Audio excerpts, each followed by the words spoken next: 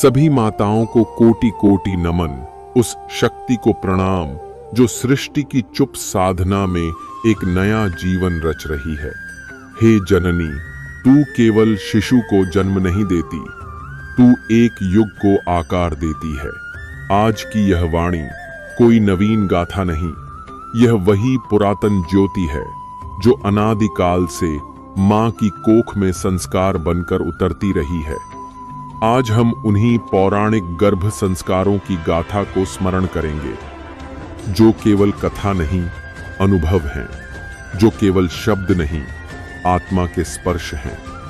यह वह क्षण है जब मां और आत्मा के बीच कोई दूरी नहीं होती, जब सुनने वाली केवल मां नहीं होती, गूंजने वाला केवल शब्द नहीं होता, बल्कि यह साक्षात संवाद होता है उस आत्मा से जो अभी जन्मी नहीं, पर अनुभूति की सबसे पवित्र अवस्था में है। प्रिय मां, जब तू इस क्षण यह वाणी सुन रही है, तेरे अंतःकरण में जो जीवन स्पंदित हो रहा है, वह केवल रक्त और मांस का पिंड नहीं, वह एक आत्मा है जो तेरे प्रत्येक भाव, प्रत्येक विचार और तेरी मौन प्रार्थनाओं की ध्वनि तक को आत्मसात कर रही है। तू सोच रही है, वह सुन रहा है, तू रो रही है, वह भीग रहा है, तू मुस्कुरा रही है, वह आनंद के स्पर्श को अनुभव कर रहा है। यह कोई रहस्य नहीं, यह वह दिव्य प्रक्रिया है जिसे हमारे पूर्वजों ने गर्भ संस्कार कहा है। क्या तूने कभी सोचा है कि प्रहलाद ने भक्ति कहां से सीखी, जब उसके पिता स्वयं नास्तिक थे? वह तो जन्मा भी नहीं था, फिर कैसे विष्णु में उसकी आस्था पर्वत जैसी अड़ोल थी? उसकी माता कयाधु जब बंदिनी होकर संत नारद के सानिध्य में थीं, तब उनके हृदय में जो श्रद्धा की लहरें उठीं, वही तरंगें गर्भ में पलते प्रहलाद को छू गईं। यही नहीं, अभिमन्यु ने जब अर्जुन की अनुपस्थिति में उत्तरा की कोख में चक्रव्यूह का भेदन सीखा, वह केवल शब्द नहीं थे जो कानों में गूंजे, वह ज्ञान की रश्मियां थीं जो आत्मा में समा गईं। और महादेव के पुत्र कार्तिकेय, जिनकी जन्म से पहले ही युद्ध नीति में निपुणता वर्णित है, वह केवल देवत्व नहीं था, वह माता पार्वती की साधना का स्वरूप था। मां, यह किसी ग्रंथ की कल्पना नहीं, यह हमारे ऋषियों द्वारा अनुभूत सत्य है। गर्भ वह धरती है जहां विचार अंकुर बनते हैं, भावनाएं जल देती हैं और भक्ति की धूप से वह आत्मा वृक्ष बनती है, जो जन्म लेने पर केवल मनुष्य नहीं, युग निर्माता बनती है। मां, यह जो अमृत वाणी तू सुन रही है, यह केवल तेरे मनोरंजन के लिए नहीं, यह वह ध्वनि है जो तेरे गर्भ में बस चुकी आत्मा के भविष्य का स्वरूप गढ़ेगी। तू क्या सोचती है, यह महत्वपूर्ण नहीं, तू कैसे सोचती है यही निर्णायक है, क्योंकि तेरी शांति उसकी आत्मा में संस्कार बनकर बैठेगी, तेरी चिंता उसकी स्मृति में छाया बन जाएगी और तेरी श्रद्धा उसके जीवन का अधिष्ठान बन जाएगी। जब तू ध्यान लगाकर शिव की कथा सुनती है, तब केवल तू ही नहीं, वह आत्मा भी नीलकंठ के प्रति जुड़ाव अनुभव करती है। जब तू श्री राम की मर्यादा पर विचार करती है, तो तेरा शिशु धर्म की नींव में प्रवेश करता है। जब तू श्री कृष्ण की लीलाएं सुनती है, तो वह आत्मा मोह से परे होकर प्रेम और चातुर्य की ओर अग्रसर होती है। इस श्रृंखला का उद्देश्य तुझे याद दिलाना है कि तू एक साधारण स्त्री नहीं, एक युग की जन्मदात्री है। तेरी कोख में वह भविष्य पल रहा है जो तेरे वर्तमान के हर भाव से गढ़ा जा रहा है। मां, यह समय केवल चिकित्सा और खान पान का नहीं, यह साधना का समय है। यह तेरे मौन को मंत्र बनाने का समय है। यह समय है जब तू सृष्टि के रचयिता के सबसे निकट है। तू जो भी अपने गर्भ में बोएगी, वही फलेगा, वही बढ़ेगा, वही तेरा बच्चा बनेगा। तो चल, इन कहानियों को सुन, इन्हें सुन मत, इन्हें जी, क्योंकि यह सिर्फ वाणी नहीं, यह युग निर्माण की धारा है। कल्पना कीजिए, एक महल है जो बाहर से सोने सा चमकता है, लेकिन भीतर से अंधकार और भय की परछाइयों से भरा है। उस महल में शासन करता है हिरण्यकशिपु, वह जो स्वयं को ईश्वर से भी ऊपर समझता है, जिसने अपने राज्य में ईश्वर का नाम लेना अपराध बना दिया है, जिसने अपनी सत्ता की सीमाएं इतना फैला दी हैं कि अब श्रद्धा तक पर ताले जड़ दिए हैं। किंतु उसी महल में एक दिन जन्म लेता है एक बालक, शांत, सरल और बाल रूप में ही नारायण नारायण का उच्चारण करता हुआ। वह बालक था प्रहलाद। उसके अधरों से जब भी ध्वनि निकली, वह प्रभु के नाम की थी। उसकी दृष्टि में जब भी कोई मूर्ति बसती, वह श्री विष्णु की होती। क्या यह किसी दैवी चमत्कार की उपज थी? नहीं मां, यह था एक मां के श्रद्धामय गर्भ संस्कार का परिणाम। जब हिरण्यकशिपु युद्ध पर गया, तब उसकी पत्नी कायाधु, जो उस समय गर्भवती थीं, ऋषि नारद के आश्रम में शरण लेती हैं। उस पावन तपोवन में, जहां हर प्रातः ब्रह्मवेला में शंखनाद होता, हर संध्या को प्रभु की कथा गूंजती और हर ऋषि के अधरों पर केवल ईश्वर के गुणगान होते, वहां कायाधु केवल कानों से नहीं सुनती थीं, वे अपनी आत्मा से सुन रही थीं। और जब मां मन से सुनती है, तो वह वाणी केवल वाणी नहीं रहती, वह संस्कार बनकर उसके गर्भ में प्रविष्ट होती है। उसी दिन से प्रहलाद केवल शरीर में नहीं, आत्मा में भी भक्त बनता गया। उसकी शिराओं में खून से अधिक भक्ति बहती थी और उसकी चेतना में कोई भय नहीं, केवल विश्वास था। मां, जब तू आज इस कथा को सुन रही है, तब तू केवल एक कहानी नहीं सुन रही, तू अपने गर्भ में एक आत्मा को दिशा दे रही है। तू जैसे जैसे विचार करेगी, वैसे वैसे वह आत्मा स्वयं को गढ़ेगी। यदि तू चिंता करेगी, तो वह भय को सीखेगा। यदि तू क्रोध करेगी, तो वह असहिष्णुता को अपनाएगा। किंतु यदि तू श्रद्धा रखेगी, मौन में ईश्वर का स्मरण करेगी, तो वही श्रद्धा तेरे गर्भ में अंकुरित होकर विश्वास का वट वृक्ष बनेगी। जैसे कायाधु ने नारद की कथा सुनी थी, वैसे ही तू भी बस हर सुबह कुछ पल प्रभु को समर्पित कर। ओम नमो भगवते वासुदेवाय। यह मंत्र कोई कठिन पूजा नहीं चाहता, यह केवल मां के हृदय की एक कोमल इच्छा चाहता है कि उसका बच्चा श्रद्धा में पले, प्रेम में बढ़े और विश्वास में जिए। मां, अगर किसी दिन तेरा मन डगमगाए, तू डर से भर जाए, तो एक पल अपने गर्भ को स्पर्श कर कहना, बेटा मैं हूं और हमारे साथ भगवान है। यह वाक्य तेरे भीतर ऊर्जा भर देगा और तेरे शिशु को सुरक्षा का बोध, क्योंकि जब मां स्थिर होती है, तब बच्चा भी जीवन में स्थिर और संतुलित होता है। आज तू जो सुन रही है, वही कल उसका आत्मबल बनेगा। अब कल्पना कर, युद्ध भूमि की धूल उड़ रही है, चारों ओर रथों की गर्जना है, सेनाएं तनी हुई हैं और बीच मैदान में खड़ा है एक 16 वर्षीय योद्धा अभिमन्यु। उसके सामने महाभारत का सबसे जटिल युद्ध कौशल चक्रव्यूह। अर्जुन वहां नहीं है, किंतु अभिमन्यु दृढ़ होकर कहता है, मैं चक्रव्यूह में प्रवेश करूंगा। क्या यह केवल साहस था? क्या यह किसी युवावस्था का जोश था? नहीं मां, यह था वह ज्ञान जो उसे मां के गर्भ में मिला था। जब उत्तरा गर्भवती थी, तब अर्जुन ने अपने पुत्र को चक्रव्यूह भेदने की कला सुनाई थी।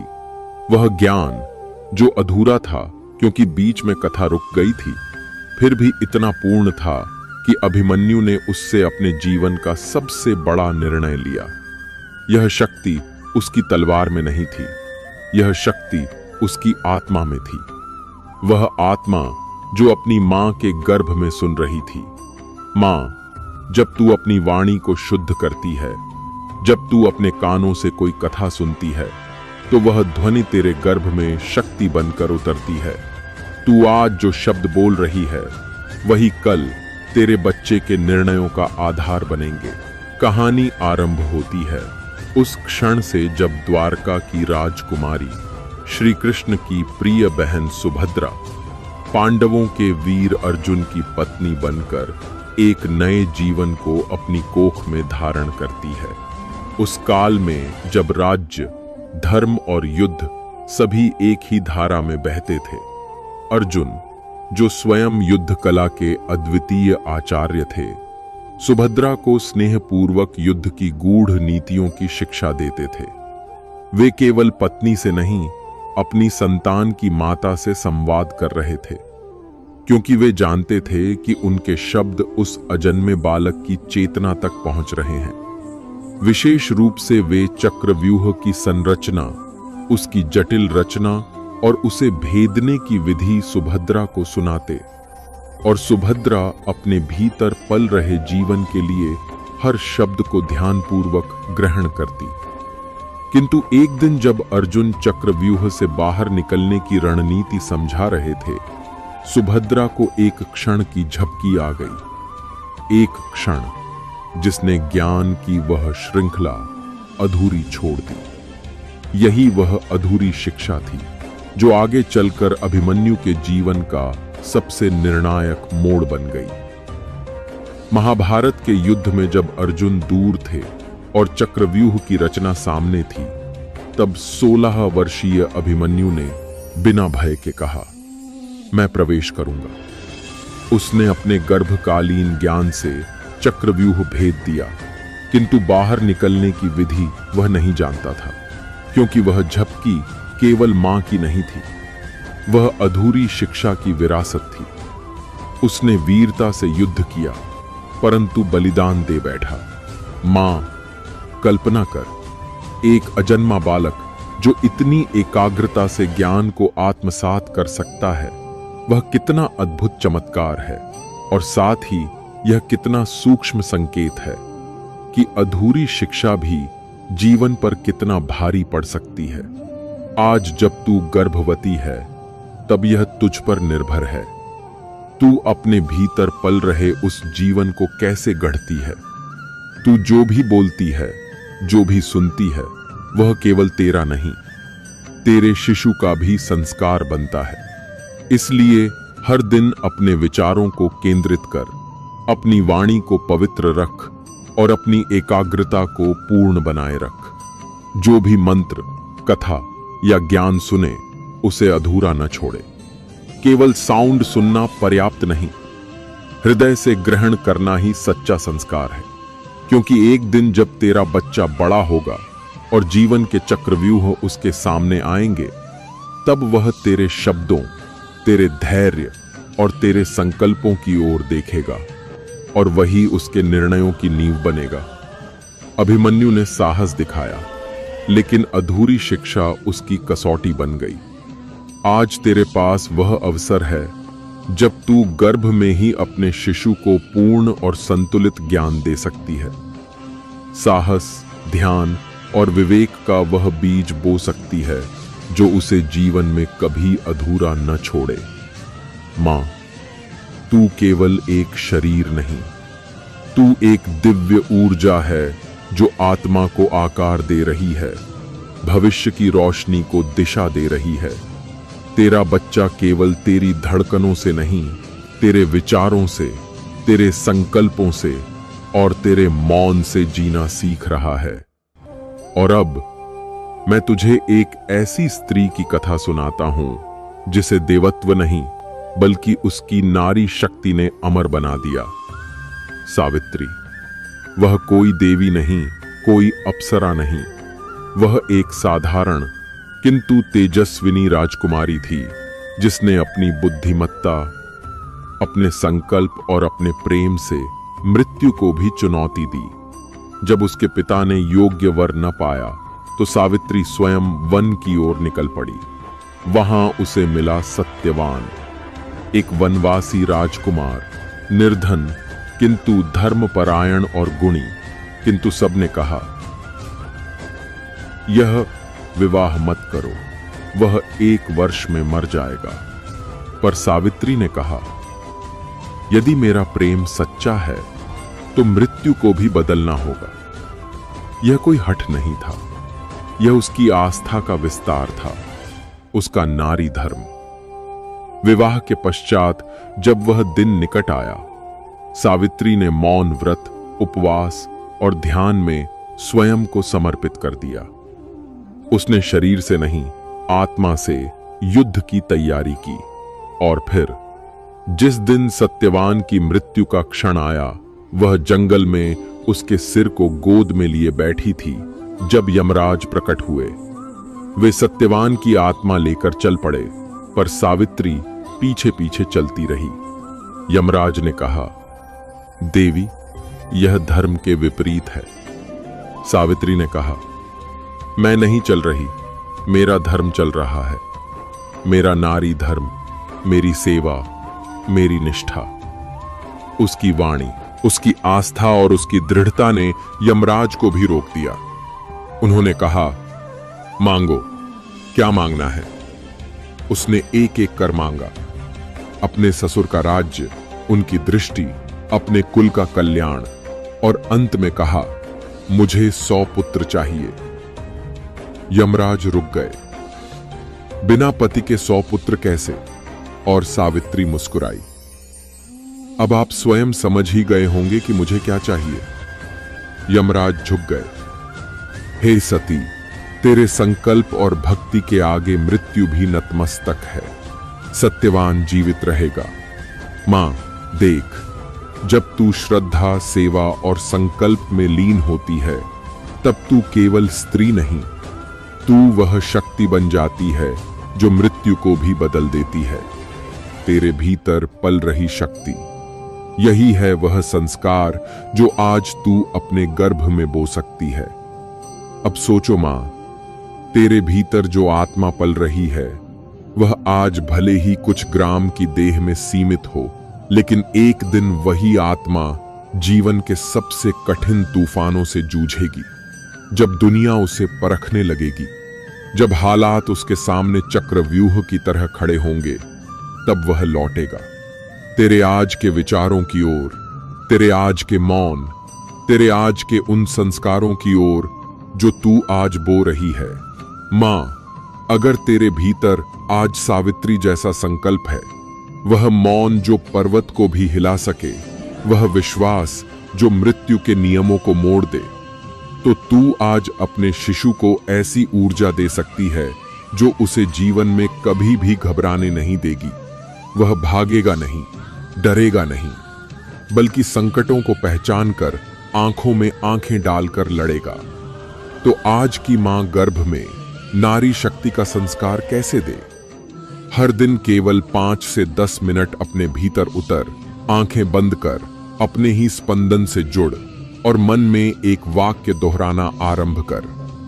मैं केवल एक मां नहीं, मैं शक्ति हूं, मैं अपने बच्चे की रक्षक हूं। यह वाक्य कोई ताव नहीं है, यह वह बीज है जो एक दिन तेरे बच्चे की रीढ़ बनेगा। सावित्री की कथा को केवल सुने नहीं, उसे जिए, उसे अपना निजी इतिहास बना ले। जब भी डर आए, असहायता घेर ले, तो शांत स्वर में कह, जैसे सावित्री नहीं झुकी, वैसे मैं भी नहीं झुकूंगी। मां, सावित्री की कथा इतिहास नहीं, स्मृति है। एक स्मरण की प्रेम, श्रद्धा और स्त्री धर्म जब एक हो जाएं, तो मृत्यु भी मार्ग छोड़ देती है। तू अपनी शक्ति को पहचाने और वही ऊर्जा अपने गर्भस्थ शिशु को दे, क्योंकि वही ऊर्जा एक दिन उसका आत्मबल बनकर उसकी रगों में दौड़ेगी। याद रख मां, तेरी कोमलता ही तेरी सबसे बड़ी ताकत है और तेरे विचार तेरे बच्चे की सबसे बड़ी पूंजी। तेरे संस्कार उसकी जीवन भर की दौलत बनेंगे, जिसे कोई लूट नहीं सकेगा, कोई छीन नहीं सकेगा। मां, तूने जीवन में कई कथाएं सुनी होंगी, किंतु अब जो कथा तू सुनने जा रही है, वह केवल श्रोताओं की नहीं, जागृत आत्माओं की कथा है। यह उस विश्वास की कथा है जो शरीर से परे है। यह वह कथा है जब एक शिशु अब भी जन्मा नहीं था, आंखें नहीं खुली थीं, दुनिया नहीं देखी थी, फिर भी वह विचार कर रहा था, संवाद कर रहा था और शास्त्रों पर प्रश्न उठा रहा था। यह कथा है महर्षि अष्टावक्र की। उनका शरीर 8 स्थानों से टेढ़ा था, किंतु उनकी चेतना सीधी, पारदर्शी और चमत्कारी थी। उनकी माता थीं उषा, एक ब्राह्मण कुल की तपस्विनी, जिनका विवाह एक विद्वान ऋषि काहोड़ से हुआ। जब उषा गर्भवती हुईं, तो उन्होंने हर दिन अपने पति के साथ बैठकर शास्त्रों का पाठ सुनना प्रारंभ किया। वे केवल बाहरी कानों से नहीं सुनती थीं, वे भीतर उतरकर सुनती थीं। उनके मन की स्थिरता, उनकी शुद्ध श्रद्धा और वह पवित्र वातावरण, ये सब मिलकर उनके गर्भ में पल रही चेतना को भी आलोकित कर रहे थे। एक दिन जब काहोड़ श्लोक का पाठ कर रहे थे, तभी एक कोमल किंतु स्पष्ट स्वर गूंजा, पिताश्री, यह जो आप पढ़ रहे हैं, इसमें एक त्रुटि है। काहोड़ चौंके। आसपास कोई नहीं था, पर स्वर फिर आया, मैं आपका पुत्र हूं, जो इस समय मां के गर्भ में है। आपकी वाणी में दोष है, कृपया संशोधन करें। मां, कल्पना कर, एक अजन्मा शिशु जो अभी देह में भी पूर्ण नहीं, वह अपने पिता को शुद्ध उच्चारण सिखा रहा है। यह कोई चमत्कार नहीं था, यह उस मां की एकाग्रता, उसकी नित्य साधना और वह पवित्र वातावरण था जो उसके गर्भ में बह रहा था। आज तू सोच, तू क्या सुन रही है? क्या तेरे चारों ओर शांति है? क्या तू नकारात्मक समाचारों, मोबाइल की बेसुध ध्वनियों, डर और चिंता में उलझी हुई है? या तू वह शब्द सुन रही है जो तेरे गर्भ में आत्मा को दिशा दे? क्योंकि मां, गर्भ केवल रक्त और पोषण से नहीं बनता, वह विचारों, भावनाओं और ध्वनियों से बनता है। यदि तू चाहता है कि तेरा शिशु अष्टावक्र की तरह जागृत हो, तो तू अपने समय को पवित्र बना। तेरा हर श्रवण, तेरा हर मौन और तेरे हर दिन की ऊर्जा, वही तेरे गर्भ की चेतना को आकार देगी। और वही चेतना एक दिन, भले शरीर चाहे जैसा हो, किंतु वह आत्मा से सीधी और संसार को ज्ञान देने वाली बनेगी। मां, अष्टावक्र केवल 8 वक्रताओं वाले शरीर नहीं थे, वे एक सीधी ज्योति थे जो दिखाते हैं कि मां यदि साधना करे तो गर्भ में देवता जागते हैं। गर्भ में चेतना जागरण कोई चमत्कार नहीं है मां, यह एक साधना है। धीरे धीरे, हर दिन, थोड़ी देर, जब तू अपने ही अंतःकरण से जुड़ती है, तब एक अदृश्य ज्योति तेरे गर्भ में आकार लेने लगती है। यह वह संस्कार है जो अष्टावक्र जैसे ऋषियों को जन्म देता है। यह वह पावन अभ्यास है जो सुखदेव जैसे मुनियों को बिना जन्म के ही ज्ञान की पराकाष्ठा तक पहुंचा देता है। मां, आज जब तू अपने भीतर किसी को रच रही है, तो जान, वह कोई सामान्य देह नहीं, वह आत्मा है, वह चेतना है जिसे तू अपनी ऊर्जा से सींच रही है। अगर तू आज उस चेतना को जागृत करना चाहती है, तो प्रत्येक दिन कम से कम 10 मिनट कोई भी शुद्ध भजन, कोई भी ध्यानमयी संगीत या कोई भी शास्त्रीय वाणी श्रवण कर। यह कोई नियम नहीं, यह एक आत्मिक न्यास है। रात को सोने से पहले 2 मिनट मौन रहे और अपने गर्भ से बात कर।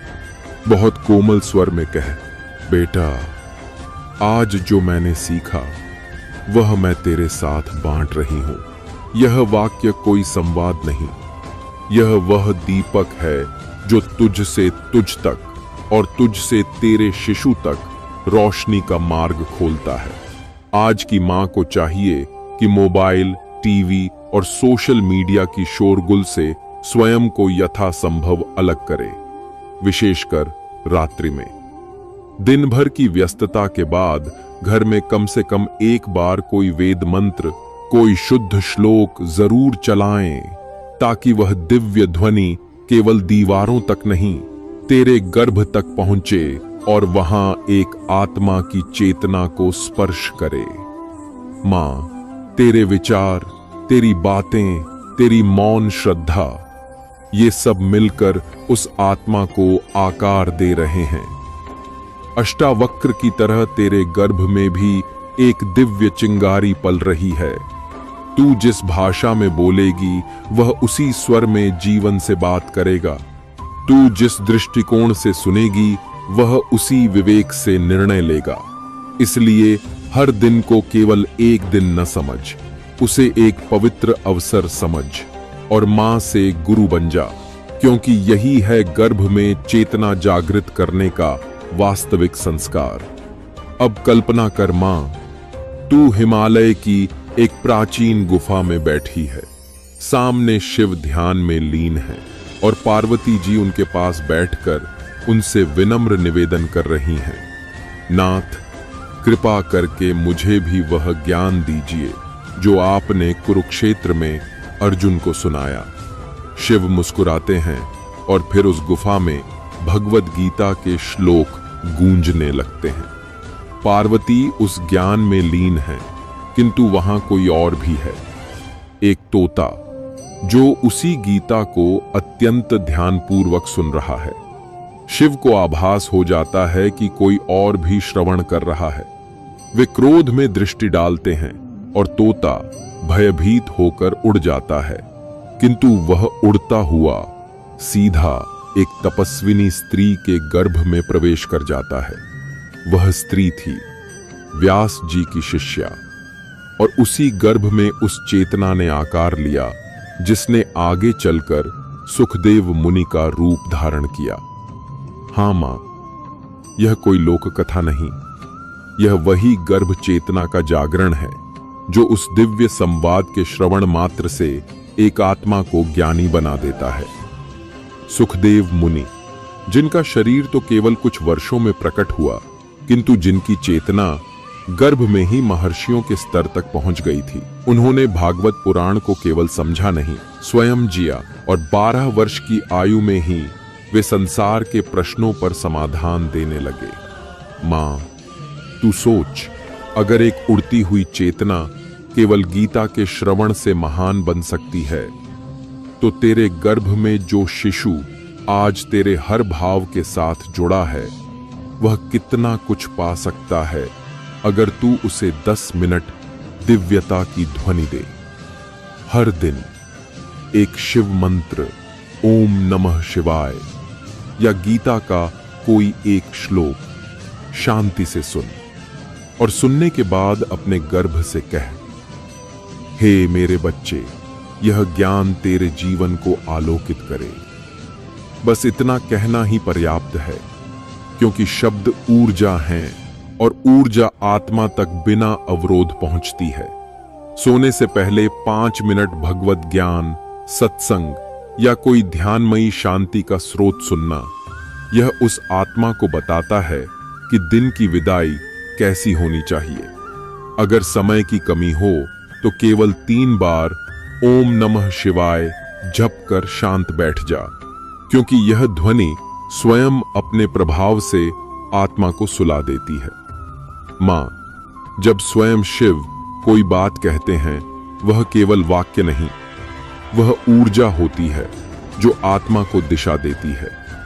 शिव और पार्वती के बीच हुआ यह संवाद केवल देवताओं की कथा नहीं, यह एक संकेत है कि गर्भकाल में बोला गया हर विचार, हर ध्वनि, हर मौन भविष्य की आत्मा को तैयार कर रहा है। इसलिए मां, गर्भ का हर दिन एक ध्यान हो, एक साक्षात्कार हो, एक मौन संवाद हो, जो तुझे भी ईश्वर से जोड़े और तेरे गर्भस्थ आत्मा को भी शाश्वत शांति की राह दिखाए। मां, क्या कभी तूने यह सोचने का प्रयास किया है कि श्री राम जैसे मर्यादा पुरुषोत्तम, जिनकी छवि युगों युगों तक आदर्श के रूप में पूजी जाती रही, जिनकी दृष्टि में सत्य, करुणा और धर्म तीनों समाहित थे, वे केवल अपने कर्मों से नहीं बल्कि उस अदृश्य गहराई से बने थे जिसे हम गर्भ संस्कार कहते हैं। उनका संयम, उनका धैर्य, उनका विनय, उनकी विवेकशीलता, यह सब किसी रणभूमि की देन नहीं थे। यह सब एक मां की कोख में प्रतिदिन बोए गए विचारों की परिणति थे। यह कथा है माता कौशल्या की और उस पवित्र गर्भ की जिसने ईश्वर को मनुष्यता की सीमाओं में मर्यादा का पाठ पढ़ाया। जब वर्षों तक राजा दशरथ संतान के लिए व्याकुल रहे, उन्होंने अपने धर्म से विचलित न होकर ऋषियों की शरण ली और पुत्रेष्ठ यज्ञ करवाया। उस यज्ञ का प्रसाद जब माता कौशल्या को प्राप्त हुआ, वह केवल शरीर में अंकुर नहीं था, वह एक दिव्य चेतना थी, एक योग, एक तप और एक संकल्प जो स्त्री के भीतर उतरकर मातृत्व की संपूर्णता को धारण कर रहा था। माता कौशल्या ने उस गर्भ को केवल संतान का प्रतिरूप नहीं माना, उन्होंने उसे तपस्या का एक अवसर समझा। न उन्होंने कठोर व्रत लिए, न किसी त्याग का प्रदर्शन किया। उन्होंने हर दिन की सरलता को साधना में बदल दिया।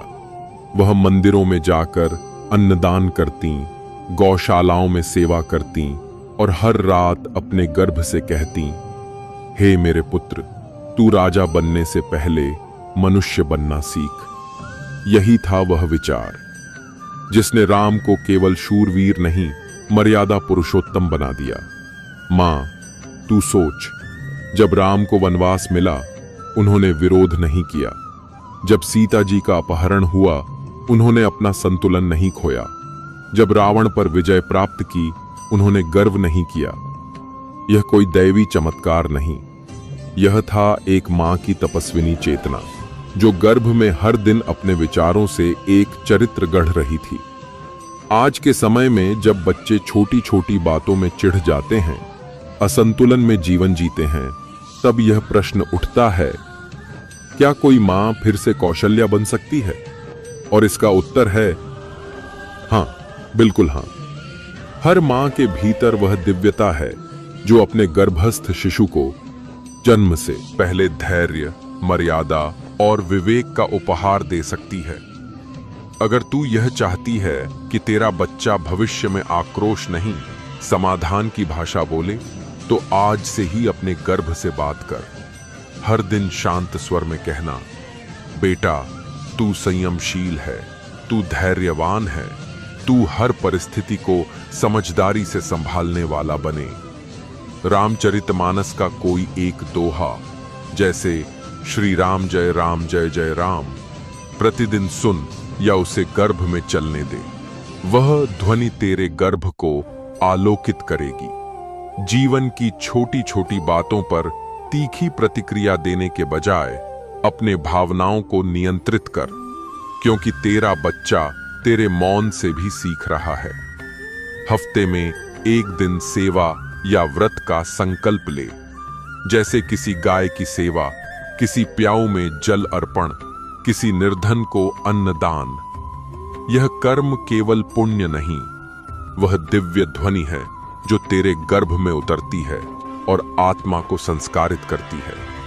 राम केवल आदर्श राजा नहीं थे, वे पहले एक संस्कारित शिशु थे जिन्हें मर्यादा गर्भ में ही सिखा दी गई थी। मां, तू सोच, अगर तू चाहती है कि तेरा बच्चा जीवन के हर द्वंद्व में धैर्य से खड़ा रहे, विवेक से निर्णय ले, तो आज से ही अपने हर विचार, हर वाक्य और हर स्पर्श में मर्यादा का बीज बो। क्योंकि गर्भ कोई कोरा आकाश नहीं होता, वह एक पाठशाला होती है जहां बोया गया हर भाव, हर विचार जन्म के बाद उसके चरित्र का स्थायी हिस्सा बन जाता है। मां, यह कथा उस मां की है जिसने एक देवता को अपने आंचल में बुलाया और एक ऐसे पुत्र को जन्म दिया जो केवल बलशाली नहीं अपितु भक्ति, विनय और सेवा का प्रतिमान बना। यह कथा है माता अंजना और बाल हनुमान की। अंजना कोई सामान्य स्त्री नहीं थी, वे पूर्व जन्म में एक अप्सरा थीं, किंतु एक श्रापवश उन्हें धरती पर जन्म लेना पड़ा। पर उन्होंने इस जन्म को शाप नहीं माना, इसे तप और सेवा के लिए समर्पित कर दिया। उन्होंने वानर राज केसरी से विवाह किया, पर संतान का सुख वर्षों तक वंचित रहा। फिर क्या था? उन्होंने मौन साधना, अनगिनत व्रत और एकाग्र भक्ति के साथ भगवान शिव से प्रार्थना की, हे प्रभु, मुझे एक ऐसा पुत्र दीजिए जो केवल मेरा न हो, जो सृष्टि के लिए वरदान बने, जो आपके अंश के समान तेजस्वी हो। यह पुकार केवल शब्द नहीं थी, यह वह ऊर्जा थी जो सीधे आकाश तक पहुंच गई। उसी समय जब अयोध्या में राजा दशरथ पुत्रेष्ठी यज्ञ कर रहे थे, अग्नि से उत्पन्न पायस, वह दिव्य यज्ञ प्रसाद आकाश मार्ग से उड़ता हुआ अंजना के पास पहुंचा। वह कोई सामान्य आहार नहीं था, वह शिव का आशीर्वाद था, वह प्रभु श्री राम की महाशक्ति का अंश था। अंजना ने उसे अत्यंत श्रद्धा से ग्रहण किया और उसी क्षण उनके गर्भ में जो आत्मा अवतरित हुई, वह केवल शरीर से नहीं, भक्ति, शक्ति और सेवा से परिपूर्ण आत्मा थी। हनुमान कोई सामान्य बालक नहीं थे। वे गर्भ में ही मां की तपस्या, उनकी मौन प्रार्थना और उनकी एकनिष्ठ श्रद्धा से ऊर्जा लेते रहे। इसलिए जब वे जन्मे तो उनमें केवल बल नहीं, अटूट भक्ति, निष्कलंक सेवा और ईश्वर के प्रति वह समर्पण था जो किसी पुस्तक से नहीं सीखा जा सकता। वह गर्भ में मां के हृदय से सीखा गया था। मां, तू सोच, जब तू हर दिन ईश्वर का स्मरण करती है तो वह केवल तेरा कर्म नहीं, वह तेरे गर्भ का संस्कार बनता है। जब तू कोई भी प्रार्थना करती है, हे मेरे बच्चे, तू एक आशीर्वाद बन, तो वह वाक्य एक दिन उस आत्मा की पहचान बन जाता है। गर्भ में जो प्रेम और श्रद्धा तू बोती है, वही जीवन में सेवा और समर्पण बनकर प्रकट होता है। तो आज की मां, तू भी अंजना बन सकती है। हर दिन अपने गर्भ से बात कर और शांत भाव से कह, हे मेरे शिशु, तू केवल मेरा पुत्र नहीं, तू इस संसार के लिए शुभ है। किसी एक शिव मंत्र को प्रतिदिन सुन, जैसे ओम नमः शिवाय, और गर्भ से कह, मैं तुझे उस भक्ति का आशीर्वाद दे रही हूं जो हनुमान में थी। हर दिन 10 मिनट उस ध्वनि को सुनने दे जो भीतर एक दिव्य ऊर्जा जगाती है, क्योंकि मां शक्ति केवल बाहरी बल से नहीं आती, वह श्रद्धा से आती है, और वह श्रद्धा मां की गोद से शुरू होती है। और अब एक नई कथा का आरंभ होता है, एक ऐसी कथा जो केवल प्रेम, धर्म या ज्ञान की नहीं, बल्कि एक मां की उलझन, एक अनिर्णीत क्षण और एक अजन्मे योद्धा की नियति की कथा है। मां, तू तैयार हो, क्योंकि जो अब आएगा वह केवल सुनने के लिए नहीं, जीने के लिए है। मां, जब तू अपने गर्भ पर हाथ रखती है, क्या कभी तूने सोचा, तेरा स्पर्श, तेरा प्रेम और तेरी साधना किसी आत्मा को अमर बना सकते हैं? यही शक्ति कुंती में थी, जिन्होंने सूर्यदेव का स्मरण किया और गर्भ में वह तेजस्वी आत्मा अवतरित हुई जिसे संसार ने कर्ण कहा। यह कथा केवल शक्ति की नहीं, यह एक उलझन, एक अविवाहित निर्णय और एक वीर आत्मा की पीड़ा की कथा है। कुंती एक तेजस्विनी कन्या थी, भक्तिपूर्ण और जिज्ञासु। जब उन्हें महर्षि दुर्वासा का आतिथ्य मिला, उन्होंने इतनी श्रद्धा से सेवा की कि दुर्वासा अर्षि अति प्रसन्न हुए और उन्होंने कुंती को एक वरदान दिया। जब भी तू किसी देवता का स्मरण करेगी, वह प्रकट होगा और तुझे संतान देगा। युवा कुंती इस वरदान की सत्यता को परखना चाहती थी। उन्होंने सूर्य देव का स्मरण किया और उसी क्षण सूर्य प्रकट हुए। उनके तेज से वह गर्भवती हो गई। लेकिन कुंती अविवाहित थी। समाज की मर्यादा, प्रतिष्ठा और भय सब एक साथ सामने खड़े थे और कुंती ने वह निर्णय लिया जो केवल एक मां की पीड़ा समझ सकती है। उन्होंने उस दिव्य बालक को, उस तेजस्वी आत्मा को एक डिब्बे में रखकर नदी में बहा दिया। यह कोई त्याग नहीं था, यह था एक अधूरा स्वीकार। एक ऐसी आत्मा को जन्म तो मिला, लेकिन मां की गोद नहीं मिली। और वही बालक जब बड़ा हुआ, उसका नाम हुआ कर्ण। सूर्य जैसा तेज, स्वाभिमान से भरा हुआ, दानवीर, युद्ध कला में निपुण, किंतु भीतर एक ऐसी तड़प जो केवल एक सवाल पूछती थी, मैं कौन हूं? मेरी मां कौन है? मां, आज जब तू मां बनने जा रही है तो याद रख, गर्भ केवल शरीर का नहीं होता, वह आत्मा की पहचान बनाता है। अगर तू अपने भीतर किसी डर, अपराध बोध या अनचाहे भाव को पकड़े रहती है, तो वही बच्चे की चेतना में उतर जाता है। कर्ण महान योद्धा बना, लेकिन मां की अस्वीकृति ने उसे भीतर से अकेला और विह्वल बना दिया। इसलिए मां हर दिन अपने गर्भ से संवाद कर, अपने भीतर के डर को छोड़ और कह, मैं तुझे पूर्ण रूप से स्वीकार करती हूं जैसे तू है, बिना किसी शर्त के। तू मेरे लिए अनमोल है। हर दिन यह वाक्य दोहराना, यह केवल शब्द नहीं, यह वह आत्मिक स्नेह है जो तेरे बच्चे की आत्मा को पूर्णता देगा। अपने भीतर आने वाले हर सवाल को, हर असहज विचार को ईमानदारी से स्वीकार, क्योंकि गर्भ में छुपी हुई सच्चाई ही भविष्य की शक्ति या पीड़ा बनती है। मां, जब तू किसी भी आत्मा को इस धरती पर लाती है, तू केवल जन्म नहीं दे रही, तू उसे जीवन का अनुभव, उसका आधार, उसका स्वरूप दे रही है। तू अपने गर्भ को पूर्ण स्वीकृति दे और कह, हे मेरे बच्चे, तू मेरे होने की सबसे सुंदर वजह है। क्या आज भी कोई अंजना बन सकती है? क्या आज भी कोई हनुमान को जन्म दे सकती है? उत्तर है हां, लेकिन इसके लिए जरूरी है गर्भ में भक्ति का संस्कार। जब मां का हर दिन ईश्वर की स्मृति में डूबा हो, जब मां की सांसों में प्रार्थना हो और विचारों में सेवा हो, तभी जन्म होता है भक्तों के राजा का।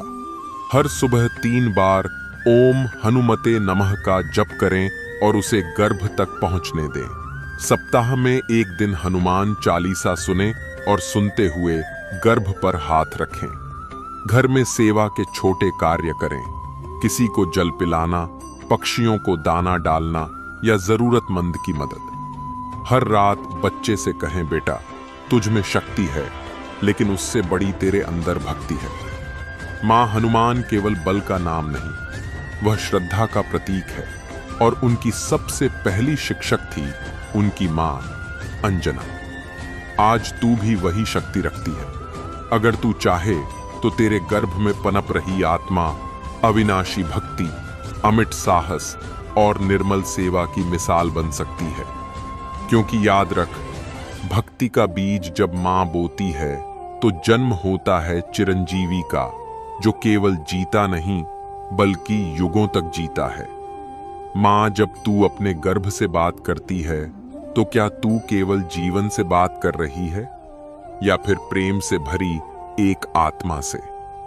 आज की कथा वह है जहां मां ने न तो ईश्वर से कोई वरदान मांगा, न कोई तप किया, बस प्रेम किया और उस प्रेम ने उन्हें ईश्वर का भी मां बना दिया। यह कहानी है मां यशोदा और नंदलाल कृष्ण की। मथुरा में जब श्री कृष्ण का जन्म हुआ तब वासुदेव जी उन्हें रातों रात यमुना पार करके गोकुल पहुंचा आए।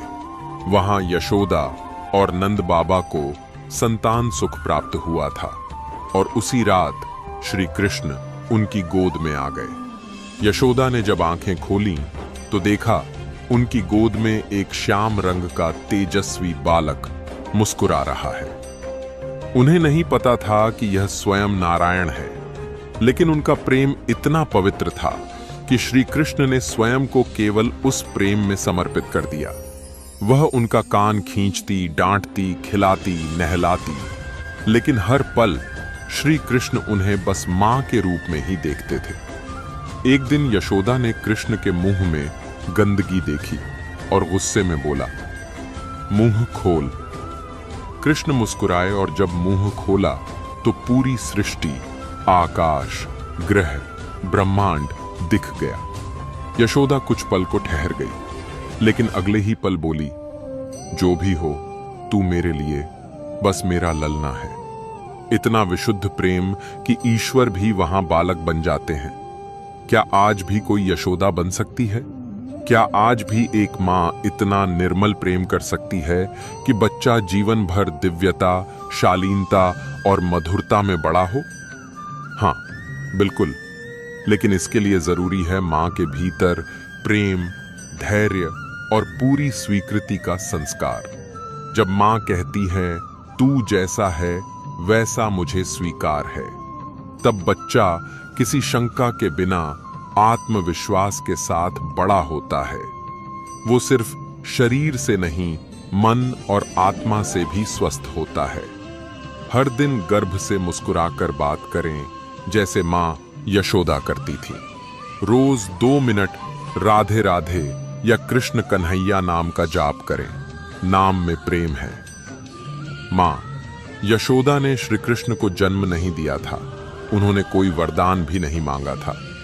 फिर भी सभी लोगों के स्वामी ने उन्हें मां कहा, उनके आंचल में विश्राम किया, उनकी डांट में अपनापन पाया और उनकी ममता में स्वयं को समर्पित कर दिया। क्यों?